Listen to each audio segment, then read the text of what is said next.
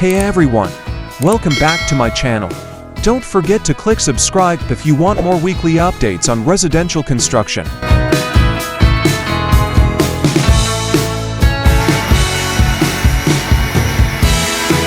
To ensure rows of tiles are truly horizontal, a level line shall be established to position the starting course. Tiles of specified and approved sizes shall be fixed to wall surfaces. With approved adhesive, mixing of adhesive shall be strictly followed in accordance with manufacturer's recommendation. Joints in wall tiles and fittings. After edges of tiles have been thoroughly cleaned, it shall be grouted neatly with approved grout.